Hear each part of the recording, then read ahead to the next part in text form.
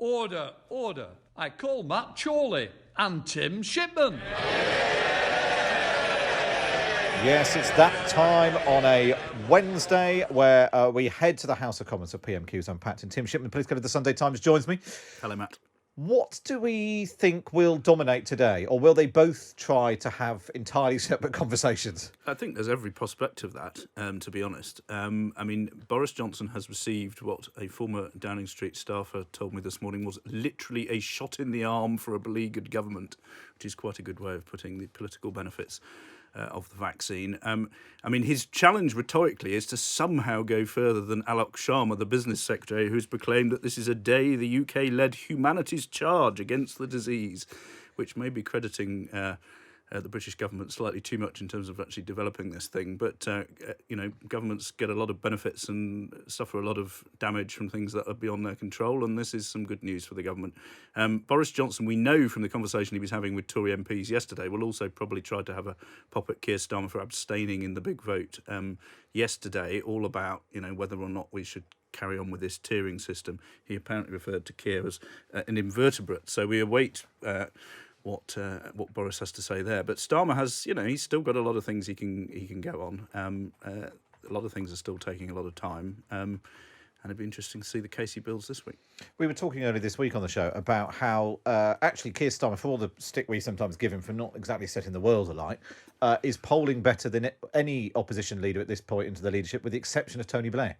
So people seem satisfied, if not necessarily, jubilant. Well, we sit here analysing this every week, and this is a parliamentary bear pit. What PMQs is about, winning a very quick boxing match and making your side feel better, getting them cheering behind you, even if physically there aren't so many of them sitting behind you these days.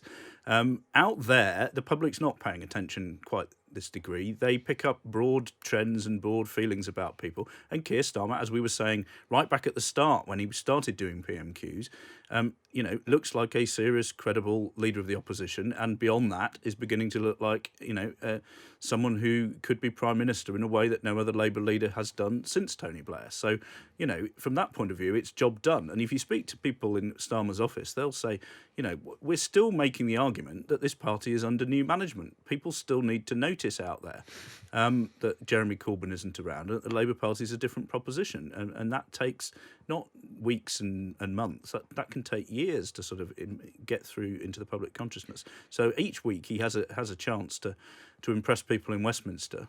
But the collection of those things is what the country cares about. And I suppose that's the thing, isn't it? Is that actually getting to the point where people have views of Keir Starmer and the Labour Party, or maybe they just don't have views. Actually having been knowing who neutral. The bloke is something. Having heard of him, knowing he's there, and thinking that you might want to listen to what he's got to say. That's the first hurdle that he had to clear, and he's certainly cleared that. And a neutral view is better than a negative one, which is. Most leaders of the opposition who failed over the last few years failed very quickly in their leaderships. Ian Duncan Smith's opinion polling was in the gutter within 100 days, and Keir Starmer's team were very conscious of that and wanted to make a good first impression. And I think most people would say they pulled it off. OK, let's go to the House of Commons now. This is Keir Starmer, the Labour leader. We now come to the Leader of the Opposition, Right Honourable Keir Starmer. Thank you, Mr Speaker. Can I join the Prime Minister in his comments on disabled people? And like the Prime Minister, can I start with the fantastic news about the licensing of a vaccine? This pandemic has caused so much grief and so much loss, but we're now a big step closer to the end of the tunnel. And like the Prime Minister, can I express my thanks, those of everyone in these benches and across the House, to all the scientists who've worked on this and to everybody who's taken part in the trials. Delivering a vaccine fairly, quickly and safely will now be the next major challenge facing the country, and whatever our differences across this House, we've all a duty to play our part in this national effort and to reassure the public about the safety of the vaccine. Mr Speaker, this morning a priority list has been published for the first phase of the rollout. We understand that around 800,000 doses will soon be available, and that's good news. Because of the 2 doses that will be required, that means 400,000 people can be vaccinated in the first batch. So can the Prime Minister tell the House who does he expect to receive the vaccine next week? Prime Minister. I'm grateful to the right honourable gentleman for his point about the rollout, and let me perhaps just update the House on what the JCVI has concluded so far. And the priority list will be residents in a care home for older adults and their carers to stop transmission. All those 80 years of age and older. Frontline health care and social care workers, then all those of 75 years of age and over, then all those of 70 years of age and over, the clinically extremely vulnerable individuals, and then a list that I'm sure the House will want to study closely, but I believe does represent common sense. I think it is very important at this stage for us all to recognise that this is unquestionably good news. It's very, very good news. But it is by no means the end of the story. It is not the end of our national struggle against coronavirus. And that is why it's very important that the package of moderate but tough measures that the House voted for last night, the tiering system, is followed across the country, because that's how we will continue to beat the virus. Keir Starmer. OK, there's quite a lot to unpick in all of that. Keir Starmer emphasising the need to roll this out fairly and safely, pointing out that 400,000 people, or there's enough for 400,000 people to have it next week. I'm not sure Boris Johnson totally answered that question, because although we've got the list of, as he says, residents in care homes and their carers, the over 80s, frontline health workers, we're not sure how far down we get with that list. No, it's not clear batch. whether 400,000 is just care home people and their carers, or whether it will get into those tiers of elderly as well. I mean, our colleague, actually, Times Radio colleague Luke Jones, tweeted earlier, he said, seemed to say there were 420,000 care home residents, so we might not get very far down that list at all. No, that's right, and I'm sure Starmer will have another go at that. And this is what he does quite well. He focuses on the detail and tries to get specific answers. It feels like we're in for quite a grown-up Prime Minister's questions without too much folder roll. And Boris Johnson not following Alok Sharma's leading and being too cock-a-hoop seems to be, trying to be more level-headed. Yes, it is good news, he said, but this is not the end of the struggle. And I think he's probably quite keen to stress that, we're not out of the woods yet. Well, they want people to stick to the rules, because if you've got a limited amount of vaccines, you want a lid to be kept on the virus for the next couple of 2, 3, 4 months while we start to distribute it. OK, let's go back to the comments. Keir Starmer. Thank you, Mr. Speaker. And the Prime Minister referenced the priority for the first phase. And as he said, the top 2 priority groups are residents in care homes for older adults and their carers, all those 80 years of age and over, and frontline health and social care workers. Now, I'm not criticising that list in the slightest, but it's obvious that that's more than 400,000 people, and the Prime Minister will understand how anxious people in those particular groups are after having sacrificed so much. So can the Prime Minister tell us the answer to the question that they're going to be asking this morning, which is, when does he expect that all people in those 2 top groups can expect to be vaccinated? Prime Minister. Mr. Speaker, I think at this stage it is very, very important that people do not get their hopes up too soon about the speed with which we will be able to roll out this vaccine. It is beginning, as my right honourable friend, the Health Secretary, has said, from next week. We are expecting several million doses of the Pfizer-BioNTech vaccine before the end of the year.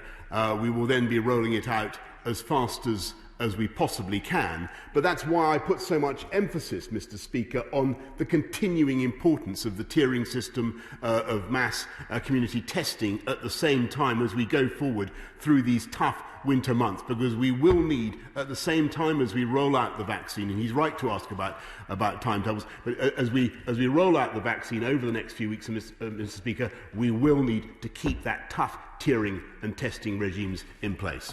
Really interesting. You've got Keir Starmer at the Dispatch box saying, I'm not criticising the list in the slightest, just saying that this is what the list is as it stands. At that exact moment, Angela Rayner, his deputy leader of the Labour Party, tweets, Johnson doesn't seem to have a plan for rolling out the vaccine. How many will be given the vaccine next week? When, where and how? His track record on PPE testing and track and trace is one of delays, failure and billions being given to cronies in private companies. Striking a slightly different tone to Well, it's her interesting, boss. isn't it? Because Starmer can get a nice grown-up clip on the news, and Angela Rayner can appeal to the Labour Party base, which loathes Boris Johnson with its every last soul and sinew. But I think, it's interesting that, Johnson isn't doing what, perhaps he might have done. A lot of PMQs, the boisterous ones, it's very much between two political leaders. This sounds like a Prime Minister's questions between a Prime Minister who is trying to be cautious and grown up and a leader of the opposition who would like to be Prime Minister. And that's a little bit different from the sort of cheerleading that you sometimes get. I don't think I've ever seen Boris Johnson be so downbeat when he could be so upbeat. His tooting bugles and cavalry coming over the hill and all. We had all of that in the papers at the weekend, in the press conference last week. And now he says, do not get your hopes up too soon. Well, it may just be that he gets credit from both sets of people. Then the good news is good enough that he then gets gets some credit for being responsible about it and not over egging the pudding. A lot of his cheerleading is desperately trying to lift his party off the floor in very bad moments, and it sounds ridiculous to a lot of people who don't agree with him. But the people who are sort of on his side are often cheered by that. Nobody needs cheering for this. It's unalloyed good news. We can cheer ourselves. Let's go back and see if Keir Starmer maybe takes up that line of political attack from Angela Rayner. Thank you, Mr. Speaker. Prime Minister, a bit further about the plan for care homes. And I do so because we all want this to work, because that top category is residents in care homes. And that'll obviously be a huge concern for many people. This morning, the Welsh Government has already raised some serious practical problems about the delivery of vaccines into care homes. That's bearing in mind the temperatures at which the vaccines have to be stored. Now, the Prime Minister must know this is going to be a four-nation problem, must be aware that this problem would arise. And obviously we all want to overcome this problem. And it's in that spirit that I asked the Prime Minister, what plans has he put in place to address these particular problems of getting the vaccines safely and quickly into care homes, given the practical difficulties of doing so and the anxiety that those in care homes will have about getting it quickly? Prime Minister. Well, he is entirely right to raise the issue of care homes and the our ability to distribute this particular type of vaccine rapidly into care homes, because it does need to be kept at minus 70 degrees, as I think the House understands. So there are logistical challenges to be overcome to get vulnerable people the access to the vaccine that they need. We are working on it with all the devolved administrations in order to ensure that the NHS across the country is able, and it's the NHS that will be in the lead, is able to distribute it as fast and as sensibly as possible to the most vulnerable groups. But he's right to raise that particular logistical difficulty. That's why it's also important that we get the AstraZeneca vaccine, which we hope will also come on stream. And while he's paying tribute to those who've been involved in the vaccines, perhaps he could also pay tribute to the work of the Vaccine Task Force, which secured the deal with Pfizer and which he, I think, criticised only a few weeks ago. Keir Starmer. Oh, just a glimmer of politics. A little bit of politics creeping into the what has otherwise been a sort of slightly dull select committee hearing sort of vibe. Already, and we were just talking about this in Disunited Kingdom, but this challenge of, because health is devolved and because Nicola Sturgeon in Scotland, Mark Drakeford in Wales, the First Minister and Deputy First Minister in Northern Ireland have all got their own, political priorities. Nicola Sturgeon will want to be the first person out, giving it to an elderly sticking person. it in someone's arm herself, no doubt. But there was a political benefit to being, first out of the blocks. But keeping it at minus 70 degrees. And obviously we want people in care homes to get it first because they're perhaps the most vulnerable, but also they're also the most difficult. They're not people who can hop in a car and drive to a drive-in centre at a football ground. No, and this is a problem. And anyone you speak to at the top of government says we probably will need the army for some of this. Pfizer has come first, and that's great, but it's very, very difficult to deal with. Keeping something at minus 70 throughout the entire life of its transportation from manufacture, I think in Belgium to wherever it needs to be here, is going to be a big problem.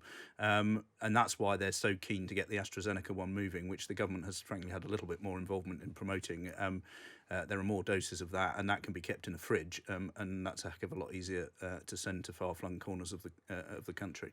As ever, people listening to the same feed from the House of Commons getting very different takes on it. Chris says, I think Starmer's boxing very clever here. Boris Johnson was clearly hoping for a negative angle from Starmer. What he's getting support and being asked about what he hates. Detail. Someone else texts in, doesn't matter how good the news is, Captain Hindsight will find something to bleat on about. Well, there we go. The same exchanges, two very different takes. Let's go back to the Commons and Keir Starmer. Well, I pay tribute to everybody who's got us this far, and we'll work with all of them to get us where we need to go next. This has to be something which we all pull together to deliver this as quickly and safely as possible over the next few months. And I've made that offer to the Prime Minister before, and I do it again. And it's really in that vein that I turn to the next question, which is public confidence in the vaccine, which is a real cause for concern, because that's going to be crucial to the success of getting this rolled out across the country, getting our economy back up and running. As the Prime Minister knows, we've got the highest regulatory and medical safety standards in the world, but it's really important we do everything possible to counter dangerous, frankly life-threatening disinformation about vaccines. We on this side have called for legislation to be introduced to clamp down on this, with financial penalties for companies that fail to act. So will the Prime Minister work with us on this and bring forward emergency legislation in the coming days, which I think the whole House would support? Prime Minister. Well, Mr. Speaker, we are, of course, working to tackle all kinds of disinformation across the internet, and he's right to single out the anti-vaxxers and those who I think are totally wrong in their approach, and he's right to encourage take-up of vaccines across the country. And we'll be publishing a paper very shortly, Mr. Speaker, on online harms designed to tackle the very disinformation that he speaks of. Keir Starmer. That sounds remarkably like a no in terms of legislation. Angela Rayner is certainly joining in with this. She's basically doing her own version of PMQs Unpacked, doing live tweeting. She says, as we embark on a vital national effort to get people vaccinated, it's clear that we need emergency legislation to tackle dangerous anti-vax disinformation. I fail to understand why Boris Johnson won't work with us on legislation on this in the national interest. That's the Labour's deputy leader taking a much punchier political line than Keir True, Starmer. the Prime Minister's response was that we are precisely bringing forward some legislation on online harm. So let's see what they are. Bits of it have leaked already. It will certainly tackle this in some way. And as we know from behind the scenes, both the Times, which has reported on GCHQ's involvement in tackling anti-vaxxers, my colleague on the Sunday Times, Gabriel Progrin, wrote a brilliant piece last weekend all about how an army intelligence unit is tackling this stuff as well. So the government is doing things. Whether it's precisely what Labour wants remains to be seen. And part of the problem is once and we've talked about this on the show before, is that once the government starts trying to get into legislating what you can and can't say, you get a whole free speech debate. Actually, the people, slightly prone to be anti-lockdown, anti-vax are also quite big on your free speech, and you end up fueling a conspiracy. Whereas actually, if you could just persuade as many people as possible to go out and get the vaccine, that might be a better approach. Right, let's go back to Keir Starmer. Mr. Speaker, can I also urge the Prime Minister, once the government has a communications plan for the vaccine, can he share it with the House so that we can all say the same thing in the same way to the country and thus encourage as many people to take up the vaccine as possible? Now, the arrival of vaccine is obviously wonderful news, but it will come too late to many who've lost their jobs already. And I want to turn to the collapse of the Arcadia Group and Debenhams in the last 48 hours. That's put 25,000 jobs at risk and obviously caused huge anxiety to many families at the worst possible time and threatens to rip the heart out of many high streets in our towns and cities. So can the Prime Minister tell the House what is he going to do now to protect the jobs and the pensions of all those affected by these closures? Prime Minister. Mr. Speaker, we're looking at what we can do to protect all the jobs that are being lost currently across the country. And my right honourable friend, the Secretary of State for Business, Enterprise and Skills, has written to the Insolvency Service to look at the conduct of the Arcadia directors. And we will be doing everything we can to restore the high streets of this country with our £1 billion High Streets Fund and the Levelling Up Fund, Mr. Speaker. But I must say, I think it is a bit much that the right honourable gentleman should attack the economic consequences of the fight against coronavirus, when last night neither he nor his troops could be bothered to vote for measures, sensible, balanced measures that would open up the economy and allow businesses to trade, Mr. Speaker. How can he attack the economic consequences of our battle against coronavirus when he won't even support measures to open up the economy. There's your politics creeping back in again. Bingo. Everyone can agree that the vaccines are good and we want the right people to get it safely. But we've got 2 questions left, so now let's do some politics. Let's turn our attention to some politics. Labour have been very keen to push, the Philip Green, Arcadia collapse without the government doing anything to support, particularly those who've lost money in pensions and all that sort of thing. Interestingly, and we were speaking about an hour ago or 2 hours ago now, fishing. The fishing industry employs, I think it's 24,000 people in the UK.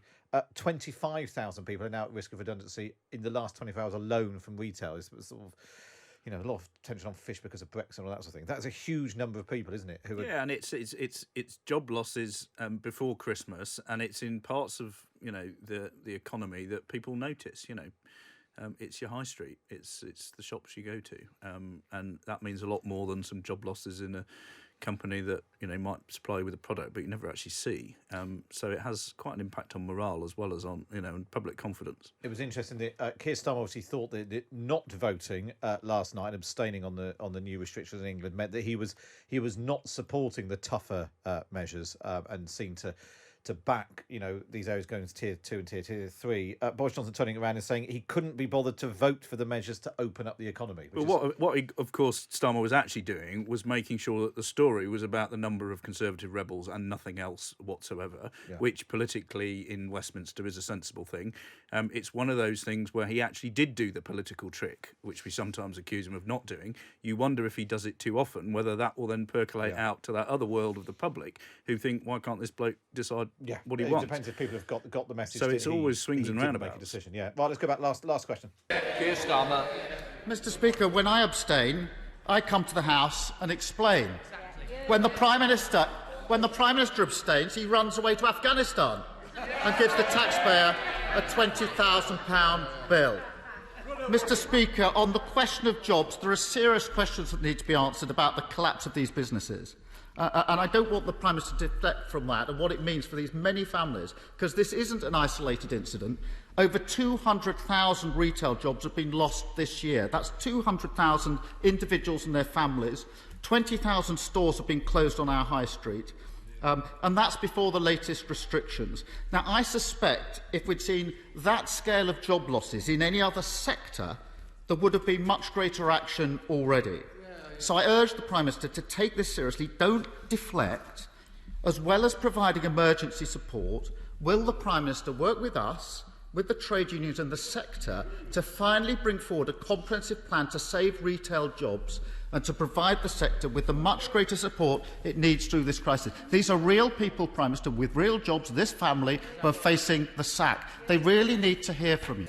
Just before we hear from the Prime Minister, Tim, just quickly explain what that convoluted. When I explain, I'll come to the House and explain. Having complained that he doesn't do niche Westminster attack material, we've been treated, haven't we? This is a gag all about Boris Johnson refusing to vote on the Heathrow third runway, which he'd said he was opposed to but didn't want to vote against when he was in the cabinet. And he literally jumped on a plane and had a secret trip to Afghanistan so he could be out of the country, which is it's a bit niche and it's a bit old, but people in the chamber will have appreciated it. And it keeps you and I in work that we can remember those things. Let's go back to see how Boris Johnson responded.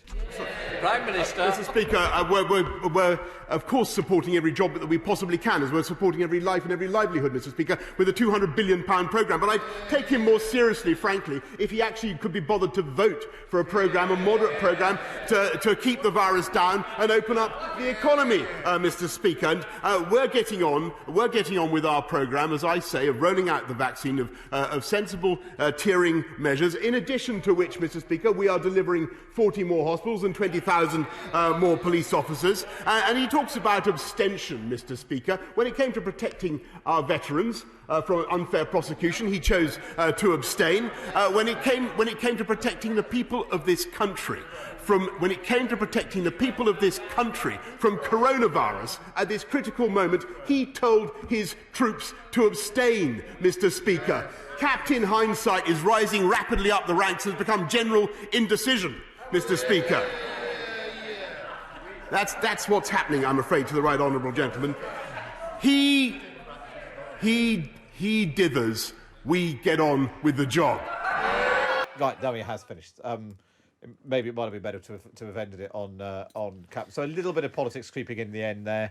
It feels to me a bit like Keir Starmer's done the job, which actually leaders of the opposition need to do, which is laying the groundwork, asking some questions. So if and when, and we obviously hope it all does go well, but if and when the vaccine rollout doesn't go well, he can say, well, I did ask you, what is your plan for care homes? What is your plan? Yeah, and this is what he's done well over the last few months. He'll seed things one week and come back to them again and again. And as we have frequently seen, the Prime Minister isn't always across all of the detail.